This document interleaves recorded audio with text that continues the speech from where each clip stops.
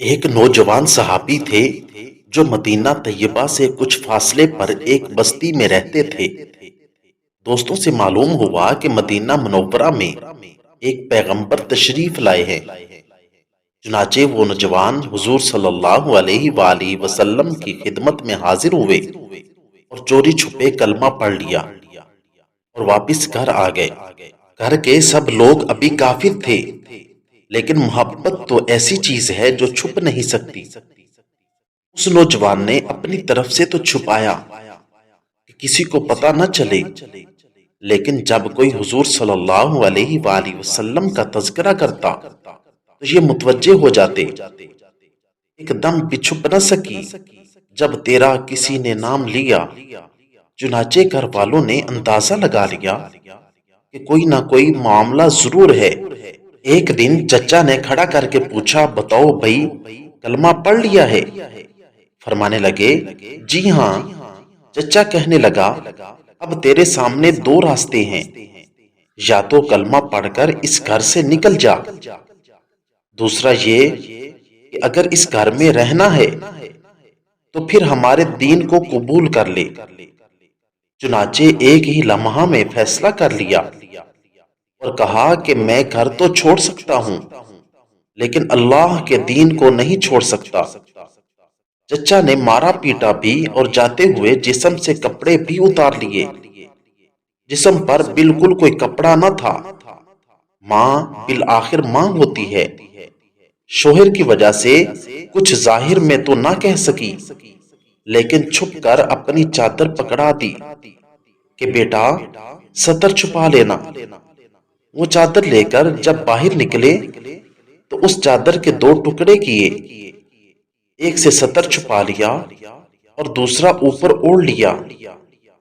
اسی لیے ذوالبجادین یعنی دو کپڑوں والے مشہور ہو گئے۔ اب کہاں گئے؟ جہاں سواد کر چکے تھے۔ قدم بے اختیار مدینہ طیبہ کی طرف بڑھ رہے ہیں۔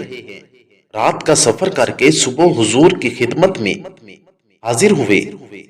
نبی کریم صلی اللہ علیہ وآلہ وسلم نے دیکھا تو چہرہ پر عجیب خوشی کی کیفیت ظاہر ہوئی۔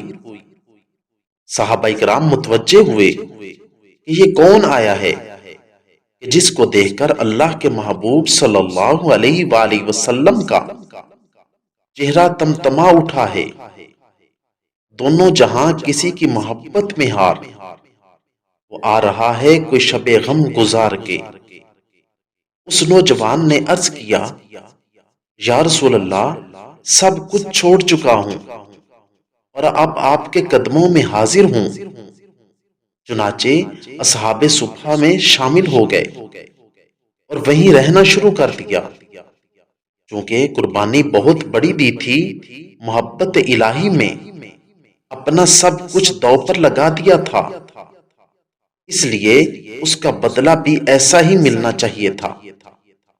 چنانچہ انہیں ایسی کیفیات حاصل تھیں کہ محبت الہی میں بعض اوقات جذب میں آ جاتے۔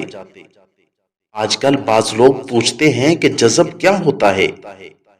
جناب، احادیث مبارکہ پڑھو، پھر پتہ چلے گا کہ جذب صحابہ کرام پر بھی طاری ہو جاتا تھا۔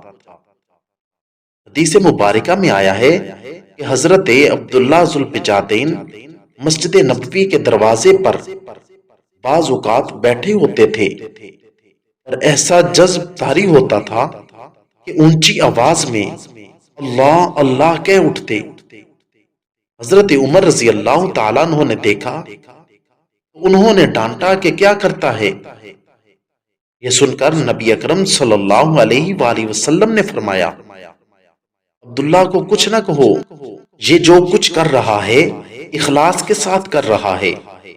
کچھ عرصہ گزرا، نبی کریم صلی اللہ علیہ وآلہ وسلم ایک غزوہ میں تشریف لے گئے۔ حضرت عبداللہ ذوالبجادین بھی ساتھ تھے۔ راستہ میں ایک جگہ پہنچے تو بخار ہو گیا۔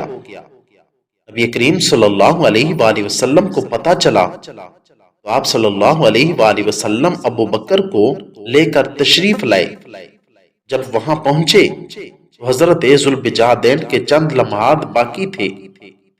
نبی اکرم صلی اللہ علیہ وآلہ وسلم نے ان کے سر مبارک کو اپنی گود مبارک میں رکھ لیا۔ یہ وہ خوش نصیب صحابی ہیں جن کی نگاہیں چہرہ رسول خدا پر لگی ہوئی تھی اور وہ اپنی زندگی کے آخری سانس لے رہے تھے۔ سبحان اللہ، گود مبارک میں ہی اپنی جان اسی کیفیت میں جان افرین کے سپرد کر دی۔ نبی اکرم صلی اللہ علیہ وآلہ وسلم نے ارشاد فرمایا، ان کے کفن دفن کی تیاری کرو۔ آپ صلی اللہ علیہ وآلہ وسلم نے اپنی چادر بھجوائی اور فرمایا کہ عبداللہ کو اس چادر میں کفن دیا جائے۔ سبحان اللہ، واہ اللہ، تو بھی کتنا قدردان ہے کہ جس بدن کو تیری راہ میں ننگا کیا گیا تھا، آج اس بدن کو تو اپنے محبوب کی کملی میں چھپا رہا ہے۔ سبحان اللہ، سودا تو کر کے دیکھیں، پھر دیکھیں اللہ رب العزت کیسی قدردانی فرماتے ہیں۔ ہم لوگ ہی بے قدرے ہیں کہ اللہ تعالیٰ کو بھی کہنا پڑا، وما قدر اللہ حق قدری، اور انہوں نے اللہ تعالیٰ کی قدر نہیں کی جیسی کرنی چاہیے تھی۔ خود نبی اکرم صلی اللہ علیہ وآلہ وسلم نے ان کا جنازہ پڑھایا، پھر جنازہ لے کر قبرستان کی طرف چلے گئے۔ شریعت کا مسئلہ ہے کہ جو میت کا سب سے زیادہ قریبی ہو تو وہ قبر میں اس کو اتارنے کے لیے اترے۔ اس وقت ابو بکر اور عمر بھی کھڑے ہوئے تھے۔ نبی نے خود قبر میں اتر کر فرمایا، اپنے بھائی کو پکڑا دو مگر ان کے ادب کا خیال رکھنا۔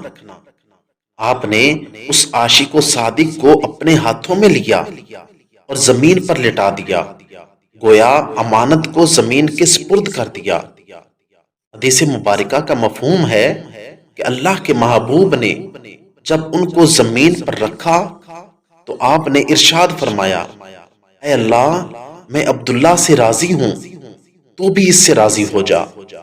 یہ الفاظ ایسے تھے کہ حضرت عمر بھی سن کر وجد میں آ گئے اور کہنے لگے کہ میرا جی چاہتا ہے کہ کاش آج نبی کریم کے ہاتھوں میں میری میت ہوتی۔ دیکھا، محنت، مجاہدہ اور قربانیاں کرنے والوں کو اللہ رب العزت یوں بدلہ دیا کرتے ہیں۔ آپ سوچئے کہ جو آقا اپنے کمزور بندوں کو حکم ارشاد فرماتا ہے کہ حل جزاء الاحسان الا الاحسان، تو اگر کوئی اس کے لیے قربانیاں دے تو کیا اللہ رب العزت قدردانی نہیں فرمائیں گے؟ ضرور فرمائیں گے انشاءاللہ تعالی۔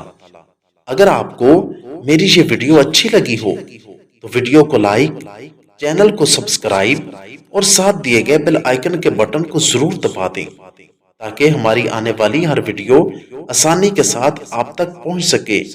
شکریہ، والسلام۔